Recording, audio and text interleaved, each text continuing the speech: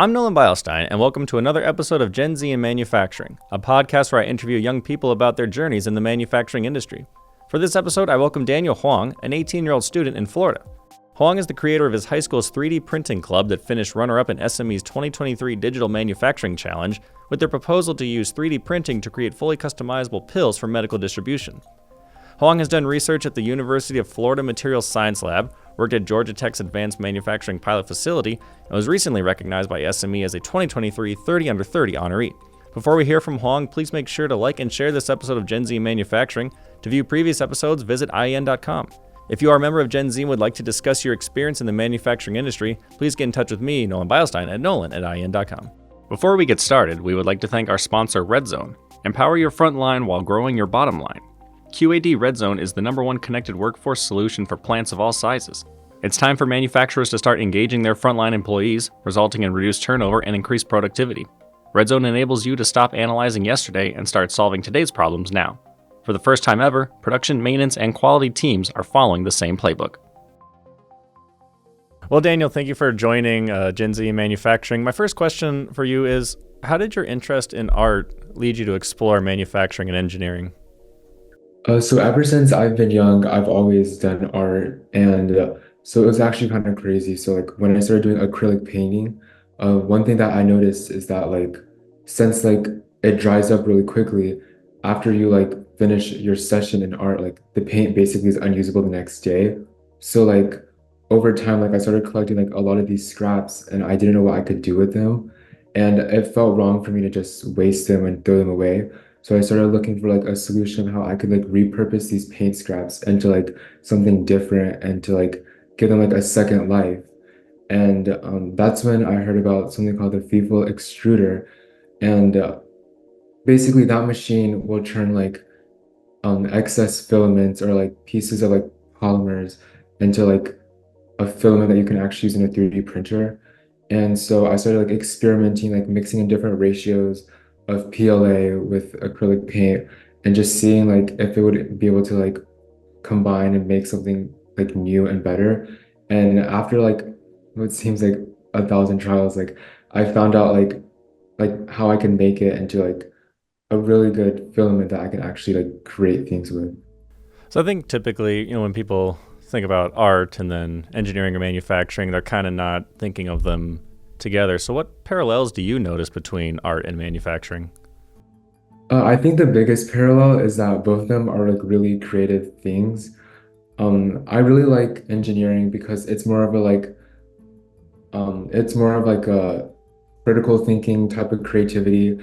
I focus specifically in material science. So I'm testing out different ratios between materials and that's basically art. You're always trying out a new medium, a new type of art form, and it feels like I have creative control over everything I do, and that brings me joy. You mentioned that as you stumbled upon manufacturing through your artistic experience that you had a focus on repurposing, and sustainability is a pretty big recurring theme among manufacturing these days. Do you think that a sustainability first mindset is kind of common among Gen Z aged people? I think just beyond engineering, I definitely do see a more sustainability first mindset with my peers. Instead of buying new clothes, we'll tend to lean towards thrifting, and we like to recycle many of our products, and we'll consider that when we have to buy new things. I want to talk a little about your experience doing some research and working in the field. What kind of work did you do with the University of Florida and Georgia Tech? So at the University of Florida, I used regolith, sodium alginate, and then PLA to create a filament that could be used in manufacturing in space.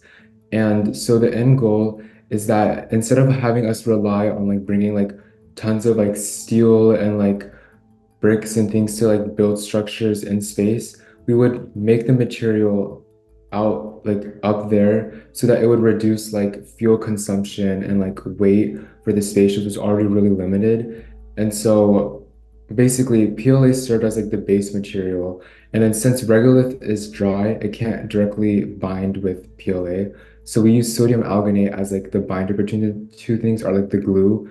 And at Georgia Tech, I took my interest in cybersecurity and 3D printing, and we used three different sensors, like an audio sensor, a camera, and then a temperature sensor to try to see if we can create an algorithm that could detect if there was something that went wrong with the 3D, like with the 3D print.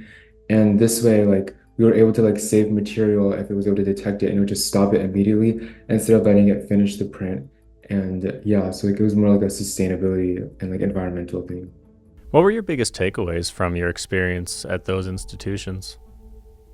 I think the biggest takeaway from those two institutions is that I realized that I was really interested in 3D printing and then that like what I really wanted to do in the future. So like I see myself like 10 years from now working with 3D printers to make them more reliable, to make them like more easily controllable by people, to make them more like widely accessible, but to also add like sensors that can help detect if a print is going wrong so we can save filament and that we can like detect like any like major issues that are going wrong with the machines.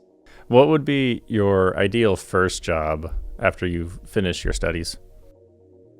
I think my ideal first job is that I'd want to work at a business that's pretty well established and like a major player in the field. And then from that, I hope to take like the knowledge I learned there and my experiences and then apply it to my own company one day. Do you think Gen Z will be the first generation that knows how to fully design for additive manufacturing? Actually, I don't think so because at my school at least, we're just starting to see a shift into like trying to increase like STEM education at my school. So like my school traditionally has focused a lot on like the traditional like math, Englishes, and then sciences like biology and chemistry. But it's like very hard to find like computer science classes or like classes in like video editing or design. So I think that we're taking a step forward, but it's a little too slow for like my generation to fully learn how to do things like that. And I think in the future, maybe like Generation Alpha will have the opportunity to take classes like this and they'll have the literacy that my generation doesn't have. What can educational institutions do to maybe speed up that process and get your generation into the position where you could be well versed in additive manufacturing? I think currently right now, the biggest issue is that we're having like a teacher shortage.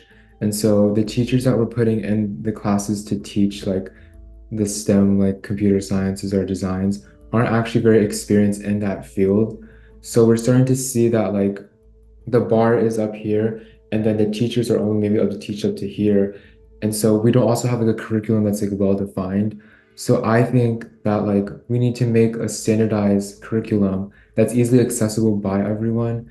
And one proposal I've heard is that one company would like make the course and they would be taught through the online platform, and then the teacher would only have to like man the computers, like making sure that the students log in and they do their attendance, and then they would just basically learn from the online platform.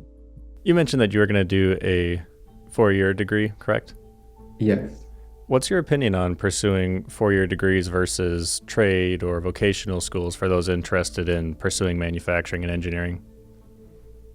I think I think for me personally, I chose a 4 year degree over like trade school because I want to be more behind like the thought process of like how to design and create things. So I think, at least from my personal understanding, I think trade school is more like hands-on. So like you learn how to use like existing machines and how to really like work them. But I like want to be behind like the thought process, the creating, the designing, the more like theoretical aspects of engineering and manufacturing. Did you ever feel pressure to pick one over the other? I definitely feel like there's like some societal pressure to pick a 4 year degree over trade school. Yeah. Does that come from, yeah, you mentioned a little societal pressure. Does it come from society or maybe familial pressure?